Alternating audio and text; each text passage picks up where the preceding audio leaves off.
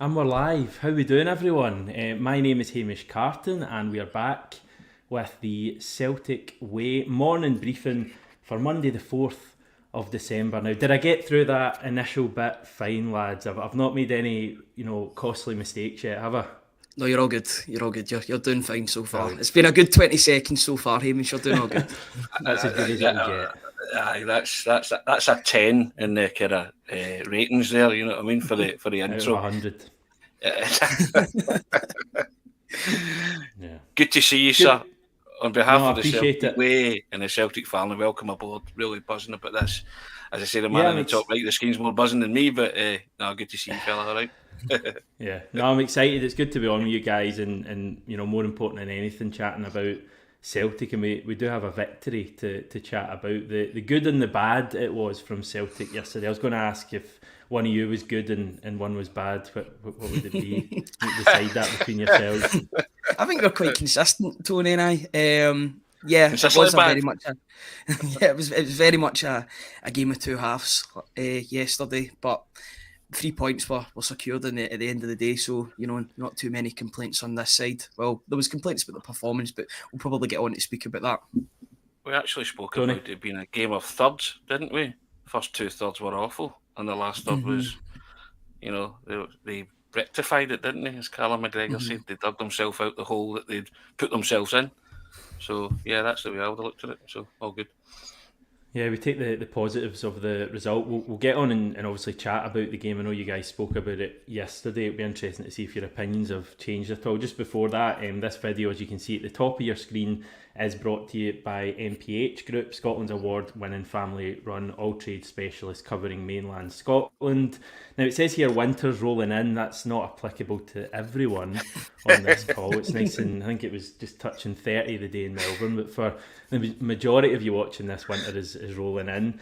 And if you're thinking of giving your home heating system a boost, MPH has an enticing Navien Boiler Winter Promotion just for you. When you opt for a Navien Boiler installation through MPH Boilers, not only are you choosing top tier efficiency, but you're also getting a free Navien Internet Controller. This little gadget can crank up your boiler's efficiency to an impressive 98%, and the cherry on top, they're covering the first year service with no added costs. MPH even offers flexible finance options. So gear up for the chill and consider making a smart move with MPH and Navien. Right, yesterday, 3-1 it finished. A strange one, a very strange match, a nervy one, a frustrating one, just a really dull one for large swathes, and then Celtic kind of came to life in that second half. I heard you guys, after the game yesterday chatting. Have your opinions changed at all, Tony? How do you reflect what a day on? Do you know what? It hasn't changed. And I said yesterday, I was delighted with the manager coming out and just rattling a few cages and saying that's no good enough. I like that. Loved that from the manager, because he never came back for that, did he? That's just not a Celtic team that, certainly his first 66 minutes, until Callum McGregor scores equaliser, the result is in jeopardy, isn't it? Once he scores equaliser, you don't feel that it's you feel that the 3 points are heading back to Glasgow, because you just knew they were going to go and get another goal. But the first 60 odd minutes were absolutely drastic, and I'm not surprised he read the riot act, because he was still fizzing when he sat down with us.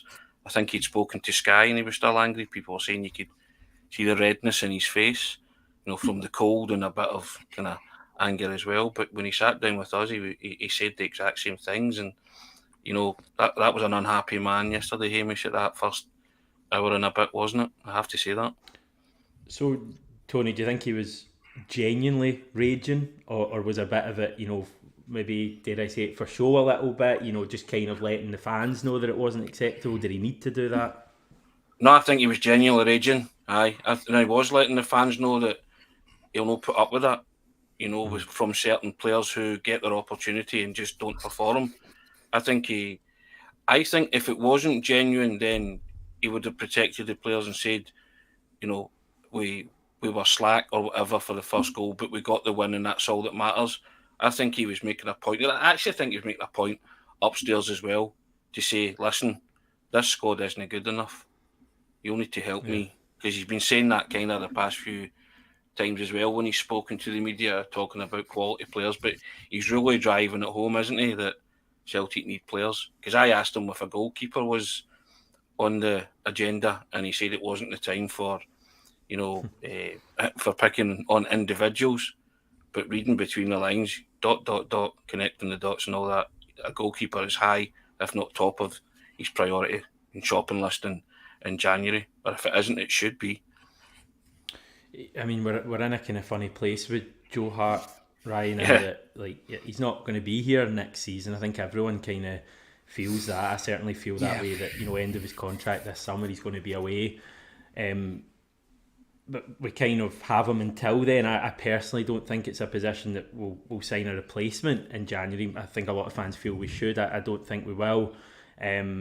But we're kind of just with Joe Hart, and I'm not saying that he's, that's a horrendous thing. I think he's been a good signing for us generally, but he has looked a bit kind of error prone in kind of recent weeks. And I noticed Rodgers was asked after the game as well about Hart's kind of brilliant save at the end, and he kind of kept his compliment quite short. He didn't want to get too much praise on Hart.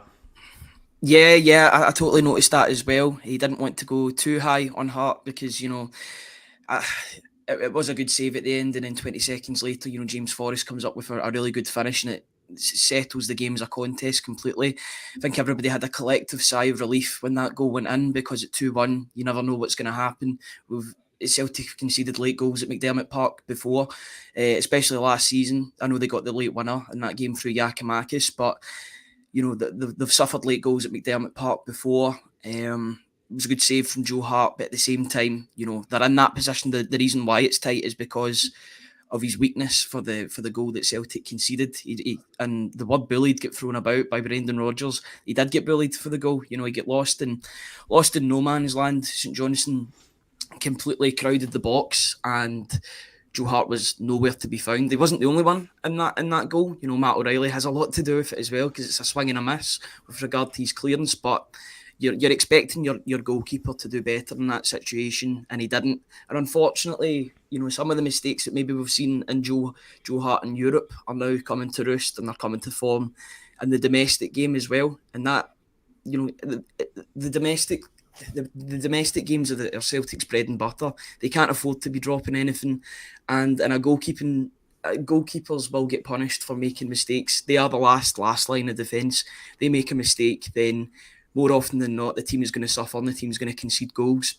I agree with you. I don't think they'll sign one in January, but I just hope that their scouting's already started with regard to a young goalkeeper that can come in and take that place in the summer. I don't think Joe Hart's contract will be extended, and they'll be looking, I think, the first couple of weeks in July, maybe even earlier for a goalkeeper to come in and be settled ahead of next season. Because Brendan Rodgers, it doesn't matter what way he plays, goalkeepers are the same. They need to keep the ball out of the net, and unfortunately Joe Hart's conceding goals that really shouldn't be conceded at this point in time. Yeah, I mean, as I say, it's probably my fault because I think I brought him up, but I don't want it to just be a witch hunt against Joe Hart. I mean, he was just one of the issues yesterday for the majority of the game. But I think Rodgers mentioned that goal we conceded, Tony, is a perfect example of, like, I don't even know how to describe it, just players kind of being weak and players almost like just not, I don't know, just taking not charge doing responsibility. Yeah. And I was speaking to one of the guys, and I mentioned this in the pod yesterday, but one of the guys in the room was a goalkeeper. We played in goals, and he said Joe Hart often allows himself to be pinned at corners by his own players. And it's, you look at the two goals that Celtic have conceded against Motherwell and St Johnstone, they're kind of replicas of each other, aren't they? In terms of the way he's been caught in no man's land, he's nowhere near it. I think Greg Taylor got in his way at the Motherwell game, and then he did the kind of star jump attempt as if he was nowhere near the ball. And then this one, when the ball's in the air, I'm expecting Joe Hart to really either catch that or really go with strong fists and punch that away from danger. And I know it's not a witch hunt against Joe Hart, but it just seems to be Celtic lose these kind of bread and butter goals, and they lose them quite often. Lost a couple from corners in Europe as well, didn't they? So Lazio, Lazio second phase of play against Lazio, so that immediately sprung to mind as well. And I just think he can do so much better. I really do. And when the manager's using words like weak, soft, and bullied, and then Callum McGregor saying it's not nice as a footballer to be labelled that, then you really have to take a look at yourself, don't you? It's especially at set piece and say, right, let's get organised, let's be more robust, and especially your goalkeeper, because he's the only one that can come out and claim these. And you want him to be more commanding, don't you? And he just doesn't command that 6 yard. Every time someone gets a corner against Celtic, you're worried, aren't you? You're like, if this is on the money, we could be in trouble. And I think people sense that weakness as well, and they're sensing Joe Hart's weakness around set pieces, and they're trying to make life as difficult as possible for him.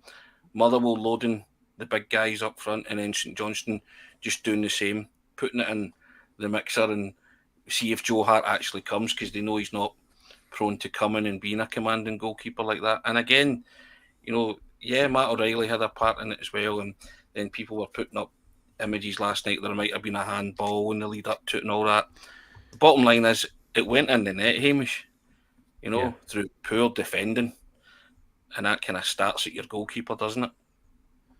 It does indeed, and set pieces are such a leveller, aren't they? Yeah. And when you're playing domestic matches, and it gives opposition teams a chance to put the ball in the box with quality like yesterday and score goals. So that's certainly something we need to look at. I want to try and get the negatives out of the way, lads, because I don't want to spend the whole video just moaning, because we did win 3-1 yesterday, and we are still 8 points clear, albeit having played a game more. And I was looking at the kind of points total and per game and all of that nonsense, and we're actually pretty much in line with where we finished last season. I think we finished in 99 points last season. I know we basically stopped playing in May, but we still finished with 99 points. I think at the moment we're on track for 98.8, so effectively the same total. So we're having a really good season results-wise in the league. I just think the performances have kind of lacked a bit. But I'm going to give you each maybe a couple of minutes for any lingering negatives, any other negatives, whether it be Kyogo, or we had a comment in there about maybe McGregor. We'll get some of the comments on screen later on as well. But anything else kind of nagging you at the moment, guys? Probably Yang left a lot to be desired after yesterday's performance. The fact that he got taken off at half-time would probably indicate that he was one of the players that got read the riot act at half-time. He didn't come out for the second half, so interesting in that regard. I just thought it was schoolboy stuff, a lot of it yesterday. Offside, how many times? Countless times. He's definitely a player that, and I think there's got to be some, you've got to look at him in a certain way, because he's played half a season in South Korea as well. You don't want to have that burnout happening. I think his games have got to be effectively managed, because I think he played 13, 14 games for Gangwon before joining Celtic. So it's been a bit of an elongated season for him. But at the same time, he's got to have a better standard than what he showed yesterday, and quite rightly was taken off. Just thankfully the guy that came on took his chance in his place. Is he just someone who needs taking out the firing line for a wee bit, Tony, Yang? I think so. You're expecting a bit of trickery from your wingers and stuff like that, but twice Yang got the ball and his control let him down. A basic element, someone passed it to him, and he just let it, go out the park or roll under his foot and stuff like that. And, and I turned to somebody in the press box and said, look, I would take him off now, because it's clearly not happening. He'd been caught offside as well, which is just down to basically reading the line and not going too quickly, and just seeing, spatial awareness, Hamish, things like that. And there was just a real lack of basics with Yang yesterday, which disappointed me. Players can have bad games. I get that. But see, when you're not doing basic stuff right, when the ball's shunted out to you and, you miscontrol it, it goes out. And, especially at a time when Celtic were struggling that first half, and they needed something. He needed a spark. He needed somebody to be creative. And he's one of the players who were put on the park to be creative and cause problems. And he was causing problems for Celtic by not actually performing. And I guess I agree with Ryan. I think he would be I think Brendan Rodgers was talking about guys like Yang, that's just no good enough, and without actually throwing any individual under the bus. But I think he was saying, listen, if you think you can play in a team that I send out and perform like that, no way. Yeah. It's not happening, not in my watch.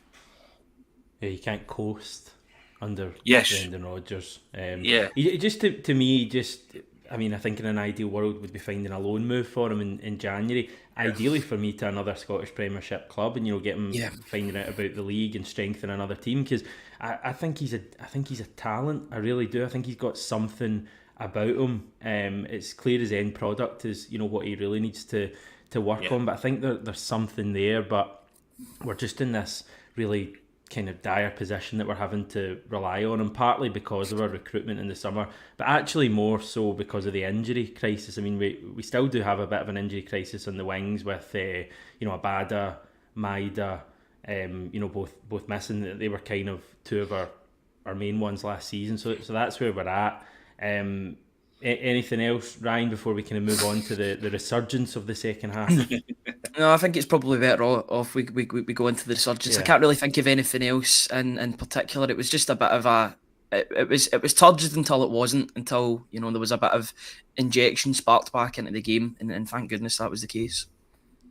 Do we think that's a major moment, the fact we came back and won that game, Ryan? Yeah, absolutely. I think it's one of these, definitely one of these moments. They bring out these DVDs at the end of the season. I think this will be one of those games that people look back on. No, they don't even do them on Blu-ray. They do. Yeah, they still sell them in the Celtic shop. For those millions of people that have DVD players. Yeah, I know. They haven't made the. They haven't made the. I know, but I don't know why they don't put it on like a streaming service or something. Because I think they'd get a lot more purchases. I remember somebody put it on YouTube and it get taken down after about a day or so. So, they're quick in that regard. Yeah, it's one of those games that I think looking back on at the end of the season, you'll not think about the performance. Maybe you'll think about the performance for the last 20-25 minutes, but it's all about those goals and moments of brilliance when you football matches. And I'm sure those two goals that were scored, particularly the first two, the third one was a good one as well, but those two individual goals will be played back if Celtic go on to have success this season. They definitely will be looked upon with a lot of positivity, that's for sure.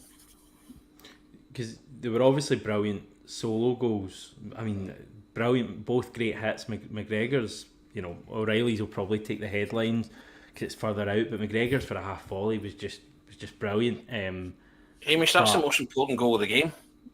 McGregor's. Because as you said, we were maybe struggling before then, and sometimes goals act as those big catalysts. Yeah. That's a big moment of the season as well. Because you drop points there, people are starting sitting to 5 clear, haven't played a game more. There's a negativity that seeps in as well, isn't there? With regards to that. So the positive is that they dragged themselves back into the game, and the captain did it too, and that's as good a technique as you'll see, striking a ball in a half volley. That flew in like a bullet in real time. I mean, he really got a hold of it, right? Yeah. And Celtic needed something like that because, again, Mitov was playing very well too. He had a brilliant save from Kyogo when Palma was flagged offside, but the goalkeeper's not to know that, and point-blank save, absolutely outstanding. Yeah. So it was going to take something like that to get Celtic back in the game. Thankfully, your captain stepped up to the plate, and then Matt O'Reilly, who was anonymous, up until then, him, McGregor, and others, Mikey Johnston, they had like a world-beating 23 minutes. You're just like, where was this urgency up until then? And then Celtic could have blown them away. If that finishes 5 or 6-1, nobody's complaining. That last 20-odd minutes was an Ange team, wasn't it, for 90 minutes? Because they absolutely pummeled them in that 20 minutes, and they got that goal, and that's why it was the most important goal, because they needed some inspiration from somewhere, and Cal Mack provided it. What a time to score your first goal of the season, and what a hit! I mean, absolutely brilliant hit. As you said, Hamish, he couldn't have caught it any sweeter. He even came in and he confessed he said it took a deflection. I didn't see a deflection in it on the way in. Maybe somebody can correct me on that, because I just thought it was just got a bobble. Sweet as that. You know, and then Matt O'Reilly's just a thing of beauty, isn't it, with his so-called weaker foot. But, you know, these are the things that these guys should be producing. You're not asking them to do anything alien to their nature in the 67 minutes that had gone previously. So you're saying to yourself, why does it take you until that time to switch on? And I have to big up and Mikey Johnston's contribution. They came on and they gave Celtic the spark and the urgency to go and win the game. And when the equaliser went in, I was convinced Celtic were going to go on and win comfortably and convincingly. You just have a feeling, don't you? But up until that point, I wasn't so sure. It was in the balance, wasn't it? Yeah, I mean, as you say, that first goal was the big one. What about Mikey Johnston then? Because he's almost been one of the most talked about players at Celtic over the past few years, and he's barely played. And I must say, I've always been an admirer, and I've always felt there was something there. Don't want to pull you up, Ryan, but I remember you a few times. You kind of, I'm not saying you wrote him off, but you were frustrated by him. I think you admit that yourself. Yeah. Was yesterday a big moment for him? And you know, Rodgers again, you know, praised him after the game. I think he said that if he can just learn the tactical side and pressing and all of that stuff, the team stuff, he thinks he could be a big player. Yeah, I'm very happy for him to prove me wrong, to be honest, because you know he's doing it on the pitch and he's becoming a weapon in Brendan Rodgers' arsenal. You know, I don't think anybody's now saying that he shouldn't be starting on Wednesday. It's an incredible world that we live in at the moment, where everybody seems to be calling for Mikey Johnston to be starting a game for Celtic. You know, I can't remember the last time that was the case, but I've always known that there was the talent there. It's just all about that consistency. And I can say that for a couple of players in the Celtic team. You know, they're capable of individual brilliance. That's why they're still contracted to Celtic in the first place. But can they keep it going for 2-3 games? For a lot of it, Mikey Johnston, it was down to the fact that he would play 2 or 3 games. He'd have a couple of really good games. You're thinking, this is the emergence. Then he'd pick up a knock or his form would go. Something would happen that would curtail his progress in the team. You're just hoping that, you know, he's got more of a load with his games now because he plays for the Republic of Ireland. So maybe he's used to playing more games. Maybe that spell in Portugal's helped him as well, where he's playing more and more games. Maybe his body's now used to playing first team football. If that's the case and he can keep it going, then that 45-minute cameo was absolutely brilliant. As much as, and I said this yesterday, as much as Cal McGregor's one of the catalysts, I believe that Mikey Johnston was right up there as well. He just injected pace, a bit of skill into the game, and St Johnstone just did not know what to do with him. One of the reasons I really like him is that he doesn't hide. Now, what he does, no matter how much, in my opinion anyway, how much he's struggling, the one thing you can't criticise him for is like hiding and not wanting the ball. Where he becomes frustrating sometimes, and when fans get on his back, is when he's almost kind of trying too hard sometimes to fashion something, or his final ball or shot is just poor. But I felt yesterday coming on was just the perfect thing, because you knew he would kind of give us something, and I just think he just needs a boost, and hopefully yesterday's it, Tony, because we'd all love a homegrown player to finally, you know, make it with us. And I think he's still young, he's got the potential, but he just needs to, as Ryan says, a run of games now and really build on this starting on Wednesday. Would he be in your team for Wednesday? He would be, yeah. I've been a vociferous critic of Mikey Johnston. I'll hold my hands up to that. You dug up Ryan, but you'd be as well digging myself up as well for that. And got to be honest, haven't you? But yesterday I saw something, and when the manager labels you outstanding and he tells you afterwards that he's one of the best one-on-one guys he's seen in training, right? Now, I just want Mikey Johnston to transfer that. I think you nailed it there, Hamish. Mikey Johnston is one of the most frustrating players I've ever seen in a Celtic jersey, because I know the talent's there, because I've watched him since he was a Scotland under 16 player, 17, 18, 21 player, and you know there's talent in abundance. And the thing that frustrates the life out of me is that final product, final pass. And I think Mikey Johnston yesterday would have been, the best thing that could have happened to Mikey Johnston yesterday would have been to score. I wish he was on the end of the pass from Iwata and it played him in, because I just think that guy needs a real confidence surge. But I'm hoping he got it from yesterday. I'm hoping he got it from the manager's comments, because the manager said he was outstanding. And the manager was shirking a lot of players yesterday, or aiming his eye at a lot of players. But Mikey Johnston got the outstanding. You know, it was when Martin O'Neill always wanted the Brian Clough and he never ever got it. Mm-hmm. Mikey Johnston got that yesterday from his manager. So take that into Wednesday. I think the best thing Brendan Rodgers could do for that boy now is to include him on Wednesday in the starting lineup and just give him that run of games and say to him, Mikey, go and do your thing. Show people, and hopefully he has his fitness levels are at the required, and he doesn't break down, and he gets a wee kind of extended run of games over this festive period, and I hopefully he scores, because you're right, you want to see players, homegrown players do well, and I think you're harder on homegrown players, aren't you? You just are. It's a fact of life, and I've been very hard on Mikey Johnston, but I'll big him up yesterday and say he was one of the catalysts for changing that in the nature and complexion of that game yesterday. And you have to praise people when they deserve it, and he certainly deserved it. I still want a better end product because he's still prone to cutting inside and then unleashing ones that go miles over the bar. So I think see if you could tweak that and get him to be the player that Brendan Rodgers tells you about in training. And as you say, Hamish, maybe learn a wee bit more of the tactical side, then you could have a decent weapon, and he could resurrect his Celtic career. He could have life in him yet, because he still is only 24. He's been around for a while, but he's had a lot of injury setbacks. So here's hoping that he can maybe just use this as a wee springboard to say, right, I'm still here. Don't forget about me. Here's what I can do. Yeah, I mean, every time I watch him, I just think he's playing with the hopes and the expectations of every Celtic fan, and it kind of wears them down sometimes looking at him, and that's when I'm saying he tries so hard. So I'm just hoping that yesterday's the moment that he gets a bit of confidence. The managers praise me, people like us, people like you two, even you two are praising him. He must be getting a boost from that. So hopefully he can build on that. And I agree. I would 100% have him starting on Wednesday. We got this in from Tony just on the homegrown stuff, saying a vocal percentage of supporters getting homegrown players back is much more than players brought in for some money, and I think that's pretty true, and it certainly has been the case with Mikey. What about O?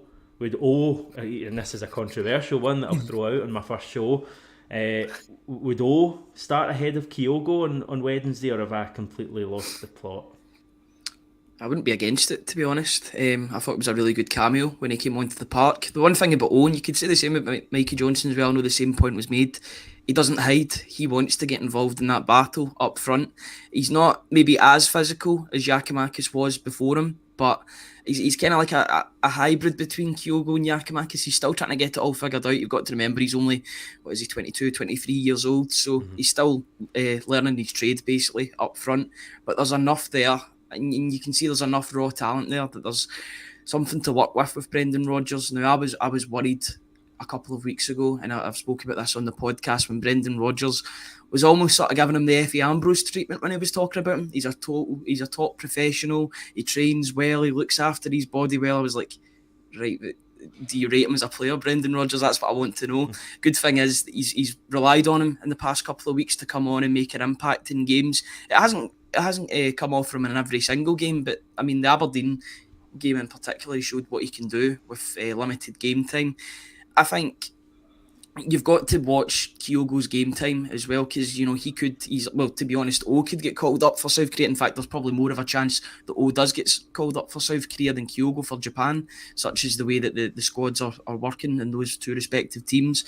But I think it could be a good opportunity to switch it round on Wednesday. If you're looking for that more physical presence up front, somebody to hit that focal point leading the line, then I wouldn't be against it. If it's Kyogo or it's O, then I'd expect either one of them to do the job, especially at home, just as long as they're getting the service that's required. If they'll get the service, then I think they'll take their chances. Yeah, is he deserving of an opportunity, Tony, or do you keep going with Kyogo and hope that he just gets his touch back a wee bit? I'll go one further than that. I think you're looking on Wednesday to really freshen it up, and you wouldn't be surprised to see the likes of O, Iwata and Mikey Johnston all start. They all had a big bearing on that.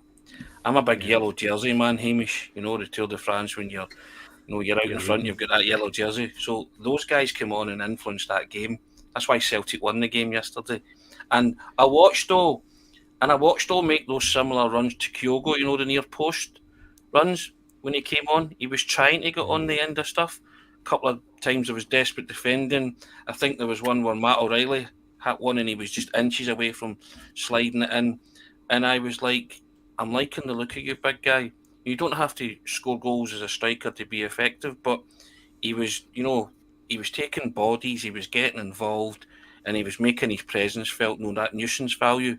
And again, like Mikey Johnston, probably all that was missing from O's performance yesterday was a goal with the ball to fall to him in that kind of 6-yard box and stick it away. So I liked his contribution because he came on and he decided himself, I'm going to make an impact here. And he just went straight up top and he just started to throw himself about, get involved and link up the play. And yeah, I'm not averse to seeing O start on Wednesday. I wouldn't be perturbed by that because I think everybody can see that, Kyogo, there's just a spark missing there, isn't there, at the minute with Kyogo? Yeah.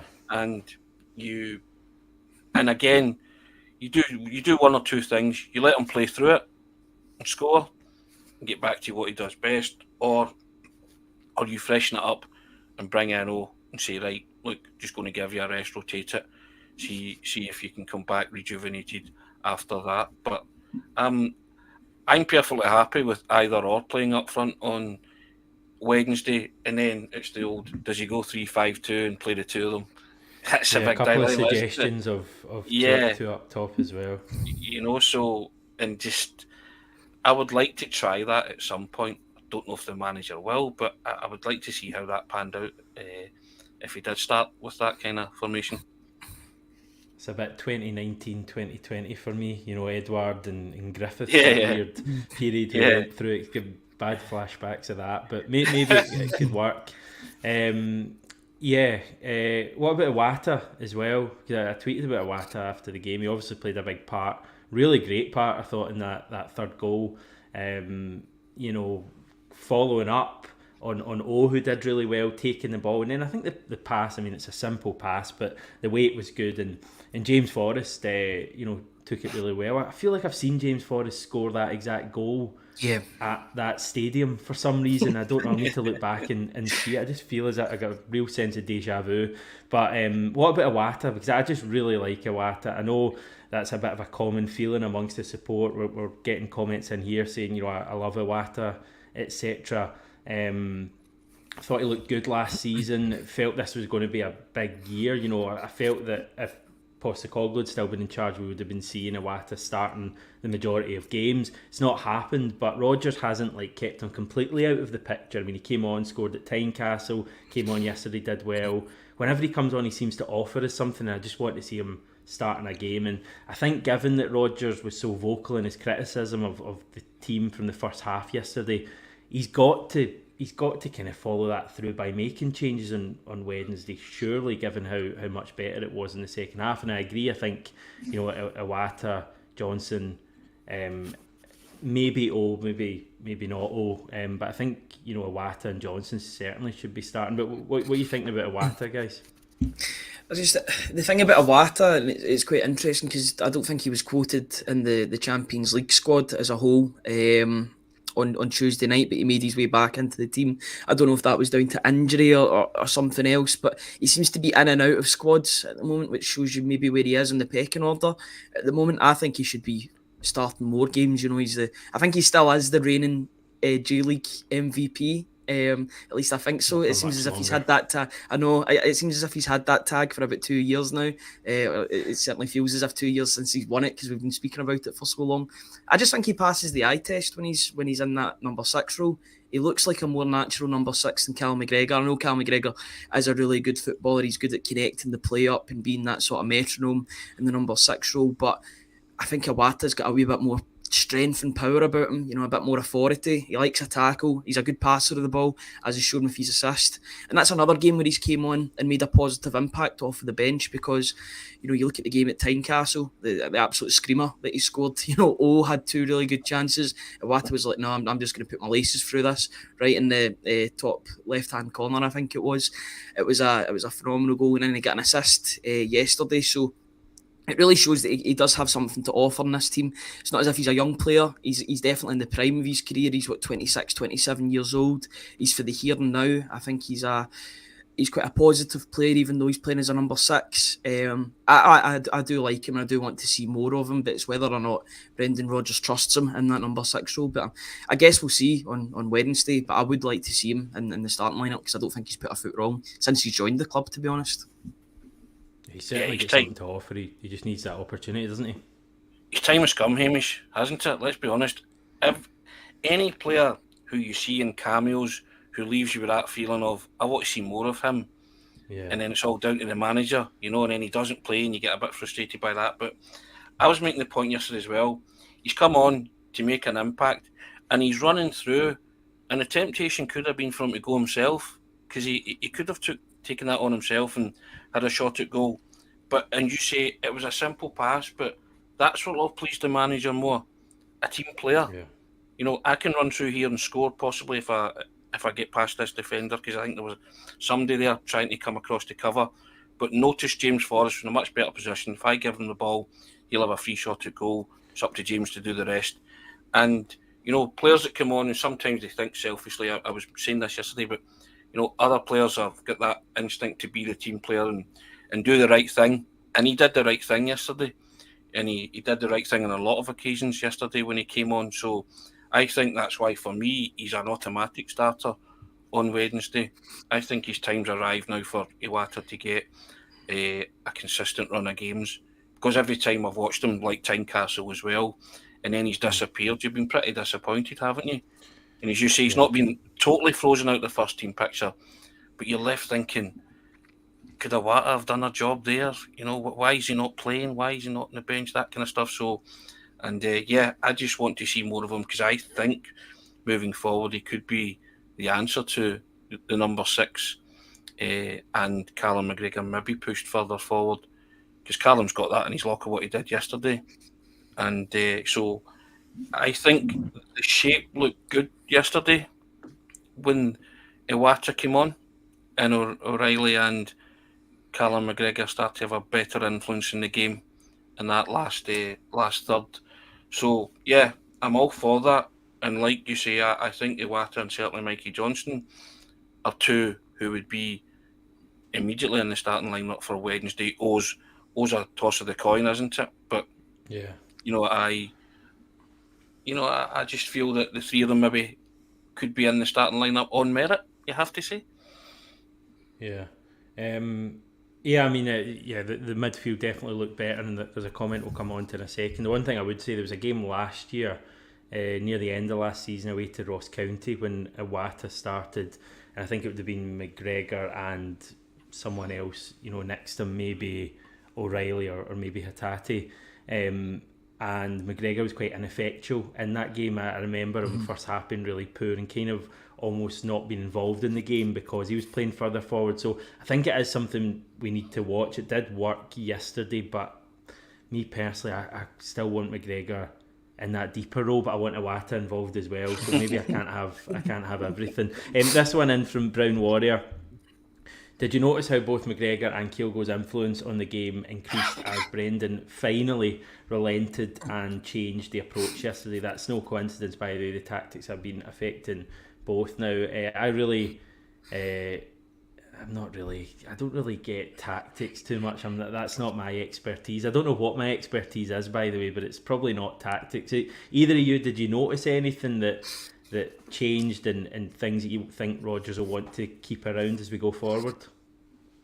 I'm just thinking back, because it's when you're doing the instant analysis, you're focusing on certain players, and it was a really good.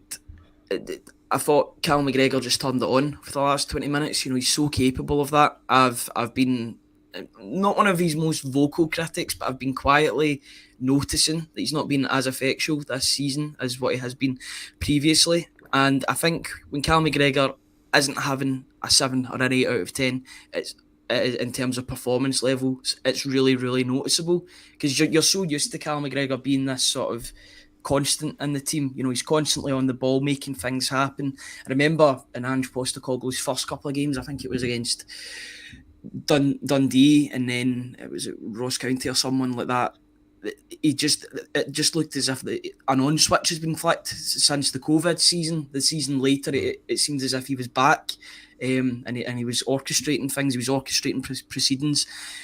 I still think he's got that in him, and you've seen that in the last 20 minutes where he completely was one of the catalysts to Celtic's victory on the day. It's just all about keeping that going. Maybe Brendan Rodgers has to change a couple of things in order to get the best out of his players. The one thing about Brendan Rodgers that's different from Ange Postecoglou, and I think a lot of people are finding that out in the Premier League, is that Brendan Rodgers will change it if it's not working in a game. He won't relent with the same tactics over and over again. If he sees something that he can tweak for the benefit of getting a result in a game, then I think he'll be more than willing to do that, rather than the manager that he's replaced, basically. Yeah.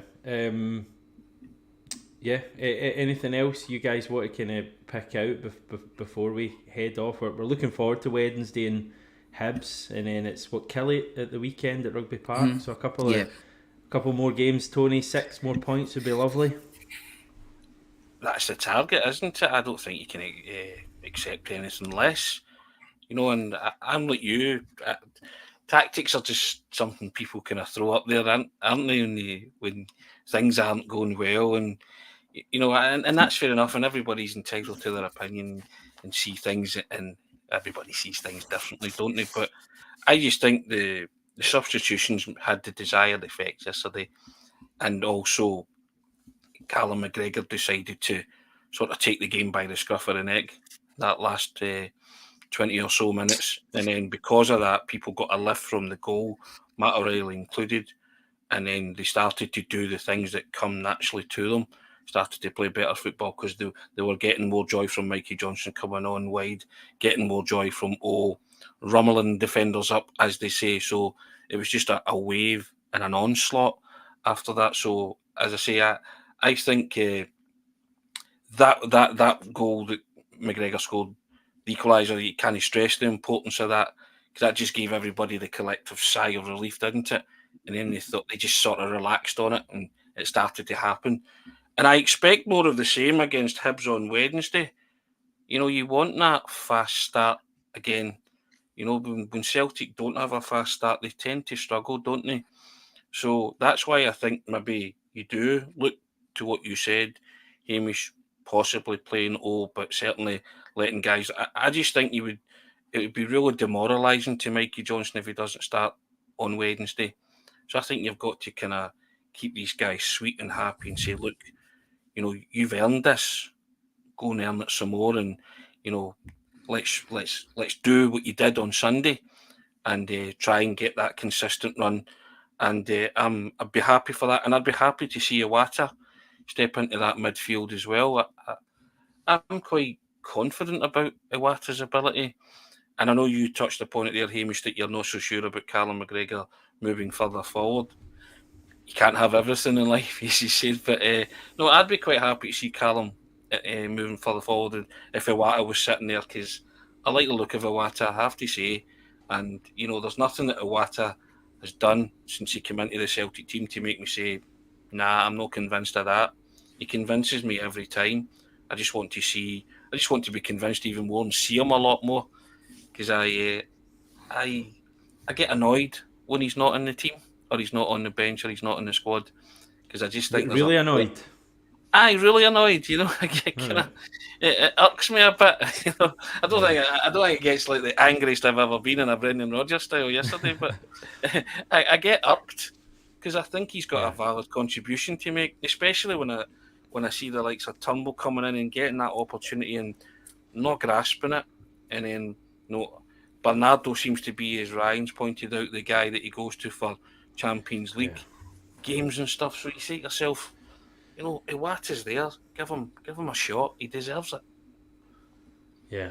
No, I'm looking forward to Wednesday. It's going to be good. Hibs will come and play, won't they, under their manager Nick Montgomery, and he and they seem to be, turning a bit of a corner. Although from what I hear, they were quite fortunate to beat Aberdeen. It was like a kind of role reversal of the recent semi-final. Looking forward to the games, Ryan. Just finally. Yeah, I think it's going to be a really, really difficult game on Wednesday because Hibs looked really buoyed under Nick Montgomery. He was the Central Coast Mariners manager. They look in a really good place there. And I think, you could have said the complete opposite for Hibs in games where they played so well, but they would maybe get beat against Aberdeen. A team like Aberdeen would maybe take one or two of their chances. But it seems as if Hibs, even though they didn't play well, they're finding a way to grind out results. I think it'll be a difficult game, a difficult couple of games, because it's always a challenge going to the plastic pitch of Kilmarnock. I know they're probably going to get that sorted out in the next couple of years, which is quite good. But yes, it's two really difficult games. Hibs, I'd say, are one of the form teams in the league at the moment. The league table is looking increasingly good for them. I think they'll be in third or fourth place come the end of the season. So yeah, definitely Nick Montgomery's had the desired effect, replacing Lee Johnson as the manager of Hibs, and they've got players that can definitely hurt Celtic, that have hurt Celtic in the past. Ellie Johan, who I think's a very temperamental winger, but he's a winger that can make things happen. He's definitely got some magic in his boots. Dylan Vente scored it yesterday, so he knows where the goal is. They've got other players that can cause problems too. So it'll be an interesting game. The good thing about Hibs usually is that they don't play with a low block. Their fans kind of expect them to go and have a right good go at a team, even if they're away from home. So that should make for a good game at Wednesday night at Celtic Park for sure. Yes, we're looking forward to it. Just a final comment that made me laugh here for Derek. A refreshed Celtic way, a good performance from Hamish, Iwata, Ryan Johnson and the powerful Tony O. Tony O. Tony O. Is that your stage name? That's just got a big ball face. You know what I mean? That's maybe what it is. Yes. Thanks very much, Derek, and thanks everyone else personally for all the nice welcomes. I've really appreciated it. I'm not around tomorrow. You guys will be though for the kind of pre-Hibs chat. In fact, we'll get one on Wednesday as well, won't we? Again, ahead of the Hibs game. I will be back for that. Anything else you want to say before we sign off? Anything else you want to get off your chest for Monday? I feel like we didn't really talk about the Matt O'Reilly goal, to be honest. That's all. But probably one of the goals of the season. Describe it in one word then. It's probably too early to describe it in that way. Yeah, delicious. It was just a great goal. If he can better that this season, then I'll be very, very impressed. But yeah, the cream rose to the top, didn't it, with that one? Very nice. Right, we'll sign off then. Thanks everyone for watching live and afterwards. Thanks Tony, thanks Ryan, and we'll speak to you tomorrow. See you.